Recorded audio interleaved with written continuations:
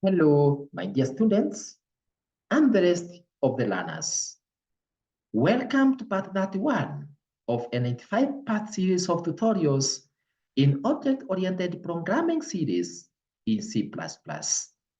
We are going to continue focusing on implementation of object-centered classes with our focus in this tutorial being on what we call pointers to members. My name is Mehmet M, or you can simply call me Emily Swap. Pointers to members allow you to refer to non-static members of class objects. You cannot use a pointer to member to point to a static class member. Why? Because the address of a static member is not associated with any particular object. To point it to a static class member, you must use a normal pointer. You can use pointers to member functions in the same manner as pointer to functions. You can compare pointers to member functions, assign values to them, and use them to call member functions. Note that a member function does not have the same type as a non-member function that has the same number and type of arguments and the same return type.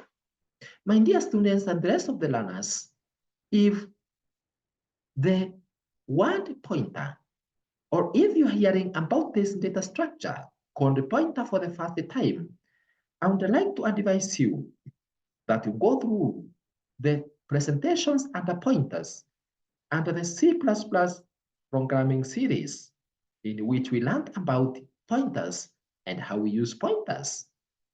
With that, you'll be able to know how we apply pointers under the object-oriented programming, such as in this presentation that I'm taking you through. The pointers to members can be declared and used as illustrated through the following program, which displays the values 10 and 20 from two memory locations called first mark and second mark, respectively. So the name of my program is class pointer to members. We have the outstream. We have using namespace, and then we have our class defined as follows. The name of our class is scores, and this scores has public members. One is a data member called firstMark, and the other one is a method. This method is called display second mark. It is expected to receive a parameter of type integer by the name second mark, and it's not expected to return any value to the invoking function. Then this function called display second member is performing the following activities, or it has the following definition. One, it is going to display the series of characters the value of second mark is. Then it will pick whatever that is in the member called second mark, write it out of the screen, and drop one line below. And that's what the display function or the display second mark function is going to do. That's the end of that class definition called scores. From there, we go to main function. We begin by declaring a pointer to data member called firstMark, as you can see. And this pointer is of type integer. You can see that the scope of firstMark is the class called scores. And what are we interested with here? It is the memory address occupied by the class called scores. So the value of firstMark is being assigned, or the memory location holding the value for firstMark is indirectly accessed through the pointer called first mark pointer, whose scope, of course, is also class, and the value that for that pointer is of type integer. We then declare a pointer to a member function called display second mark.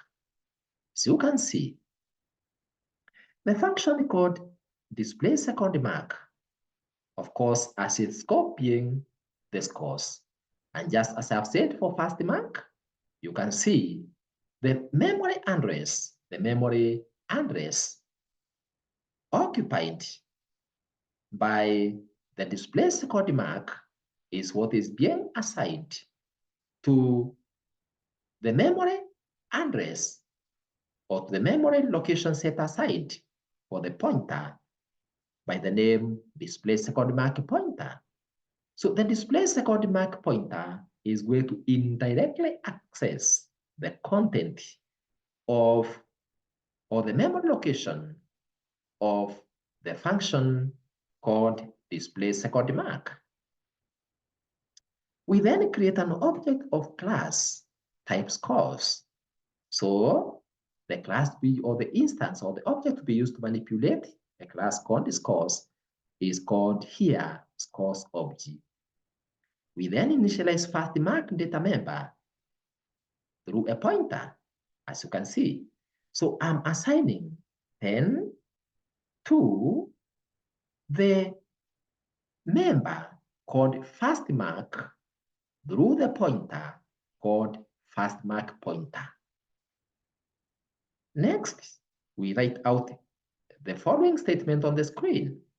The value of second mark is, we indirectly access the memory location being pointed to by the pointer called first mark pointer. We get the value there and display it on the screen, and then we drop one line below. We then invoke the other function called display second mark. What is this going to do? We are invoking the function called display second mark pointer. We are invoking the function called display second mark through its pointer called display second mark pointer. And as we invoke that function, we are also sending to it value 20. We are sending to it value 20, meaning that 20 is going to be assigned into the member called second mark. Once that is done, we turn our control, the operating system, and we end the main function. How can we be able to manipulate this program in C++? So in other words, my dear students, the rest of the learners, copy this program in your exercise book or in your 1D processor, and then you transfer it to your C++ editor. You run it, you compile it, then you run it and see the results. So the following is a demonstration on how this program is compiled and executed in C++ and the kind of output that it will generate. So we are going to start our C++ program. Then we begin a new project.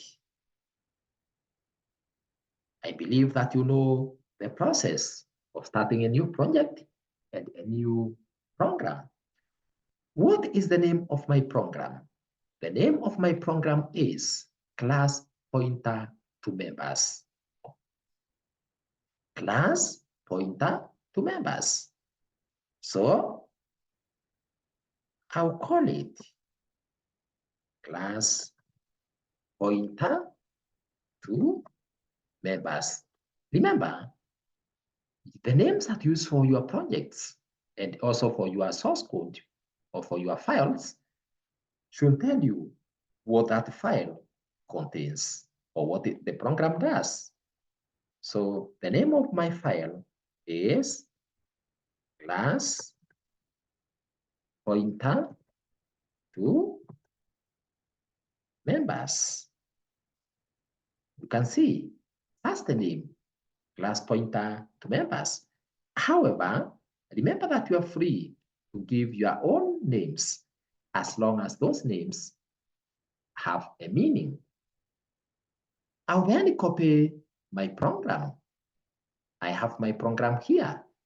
So I'll just copy my program, and you can also do the same if you have coded yours or if you have typed yours in a word processor. But if you have copied in your exercise book, just type each of your statements on your C++ editor. Once you have done that, click on Save, and then compile your program. Remember, compiling is translating the source code to object code for execution. You can see that my program has no errors.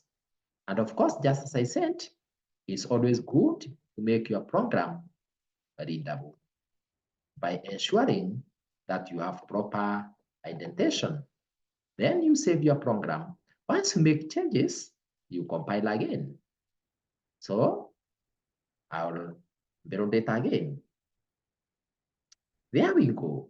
Our program has no errors. We can then execute our program, and then we see what it will do. So you can see that this program is not prompting the user to enter any value. Why? I've already coded my program and initialized the first mark and second mark to 10 and 20 respectively through this statement for first mark and through this statement here. So you have seen that we have been able to manipulate the content of second member using a pointer to a function, a pointer to a function. And the name of that function is display second mark. So that's how we make use of pointers to point to functions, or as well as even to point to data members. You can then press any key to continue, save your program, and of course, close solution. And with that, my dear students and the rest of the learners, that's how we can be able to perform that task. However, we can also reduce complex tasks or syntax by declaring what we call a typedef to be a pointer to a member. You have seen that some of the statements are quite long, and therefore we can simplify the syntax by making use of typedef. A pointer to a member can be declared and used as shown in the following program, and the output from this program is just similar to the one that we have already manipulated. So the output we expect to get from this program is supposed to be similar to the one for class pointer to members program. So this is our program. This is our program. I am calling it class typedef specifier. We are just introducing the typedef within our program. Otherwise, all the rest of the parts are just similar. You can see even the definitions for the function called display second mark is the same. So let's just go to the typedef part. You can see here, I'm now declaring a pointer. This pointer is called my pointer to member. Its scope is scores. The member location here is of type integer. In other words, this pointer is of type integer. It's of course expected to be used to manipulate the data members of the class called scores. We also have this other pointer here, and this pointer is called my pointer to function. Of course, this is expected to be used to access and manipulate the memory location as well as the content handled by the function, handled by the member function of the class underscores. Then from there, we move on to our main function, which is main. Here, I'm just using now my typedef, my pointer to member, my pointer to member, first mark pointer. So what does this statement do? This statement is picking the value in the member called first mark, whose scope is the class. So the address of first mark, which is a member of the scores class, is being assigned, that memory address is being assigned to first mark pointer, the memory location that is supposed to hold the address of first mark.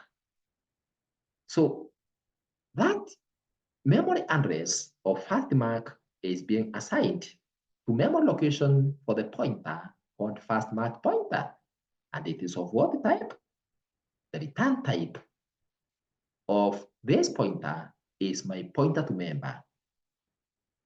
Then the second one is similar to the first one. We are assigning the address of display second mark to the pointer called display second mark pointer. That's the memory location for, or reserved for, or by the name display second mark pointer. What is the return type? Or what is the type? Not return type, but what is the type of display second mark pointer? The type is my pointer to function. And then from there, we create our object as usual. We assign or initialize the first mark using its pointer indirectly. And then we write out the value of first mark is we read what is in first mark indirectly through the pointer. And we write it out on the screen and we move one line below, or the cursor moves one line below. Then we also do the same. We are sending 20 to the second mark through the function called display second mark. Or in other words, we are invoking the function called display second mark through its pointer and sending to it value 20. And then we return control the operating system once we are done, and we add our program. So this program is similar to the other one that we have already discussed. The only difference is that we are simplifying the syntax by introducing typedef. By introducing typedef, a function. So let's see how this program will behave in C++. So the following is a demonstration on how this program is compiled and executed in C++ and the kind of output that it will generate. So my dear students and the rest of the learners, just copy this program and then type it into your editor. We expect to see no difference when we execute our program. So let's start our C++ program. I'll initiate the project. And the project here is going to be called what? The name of our program is class typedef specifier. Class typedef. Class typedef specifier. That means you are using the function typedef to manipulate our members for the class. That is wrong. This is not what I expect to do. Let me close that. Let me close solution. And then I initiate or I commence my project again. That's why it's important to concentrate, my dear students and the rest of the learners. We are saying that the name of our project is class typedef specifier. Class typedef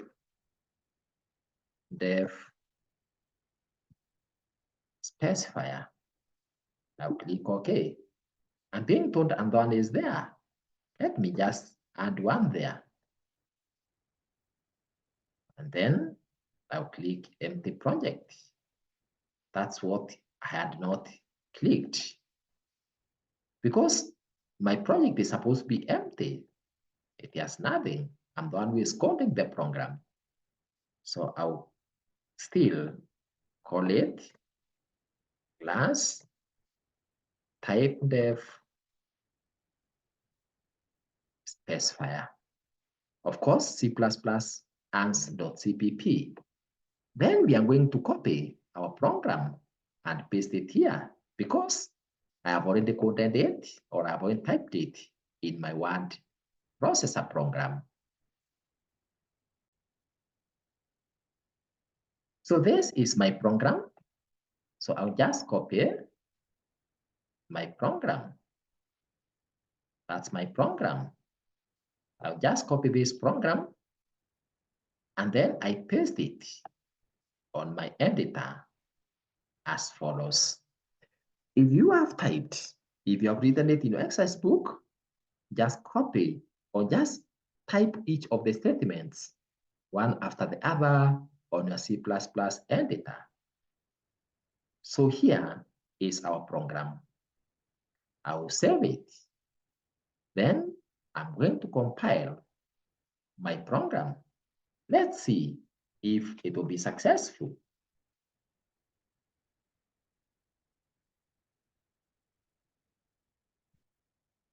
Good. You can see that our compilation is successful. What that means is that our program, our source code has been converted to object code, and it's therefore ready for us to execute. So let me run my program. Now click on debug, then start without debugging. However, remember, if your program has any errors, you can start by debugging. So you can follow the process of debugging first. So you can see that our output from this program is similar to the other program that we have just executed. The only difference between the two is that we have simplified the syntax for our source code, especially for this part, because of introducing the typedef functions there. So that's what has simplified the code here. If I open the other program that we have just coded, you'll see the difference. If you look at this source code here, this one didn't have the typedef. You have seen, or you can see, the level of syntax that we had here, and also for this second statement here. So these have been simplified by replacing that syntax by the use of typedef, where we have introduced the pointer called my pointer to member and my pointer to function. So you can see how The first syntax was a little bit complex for the first program. But after introducing typedef, you can see that the syntax has been really simplified because the first pointer, like first mark pointer, is of type my pointer to member.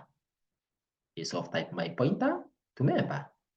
While for display, function pointer. The type of this function is, or the function pointer, the type of this function pointer is my pointer to function. So in other words, in nutshell, to make it simple for you, is that introduction of typedef is able to simplify our source code. And that's how we make use of typedef. So my dear students and the rest of the learners, it's my expectation that you've been able to learn the difference between making use of typedef to simplify your syntax and coding your program without the typedef functions or typedef types. Is typedef a function or a data type? That's just a provoking statement to help you read more on what we have already covered in our series. You can now continue to part 32 of the 95-part series on this presentations, in which we are going to learn about what we call nested classes, still under the implementation of objects and classes. Congratulations for learning part 1 of 95 on pointers to members and implementation of objects and the classes in OOP. You can access videos for the other parts in object-oriented programming series, as well as other computer or ICT videos by clicking or tapping on MLSWAP ICT YouTube channel below this video. Remember to subscribe to the channel by tapping on subscribe button below this video in YouTube if it's not currently reading as subscribed. Remember that you can also join MLSWAP ICT channel as a super fan to receive special offers for advanced presentations by clicking on the join button and then following the prompts that will be displayed. If you have any questions or for any further correspondence, kindly write it to us through the email mlswap@gmail.com. Thank you very much for listening to me. Let's meet in part 32 of this series, and God bless.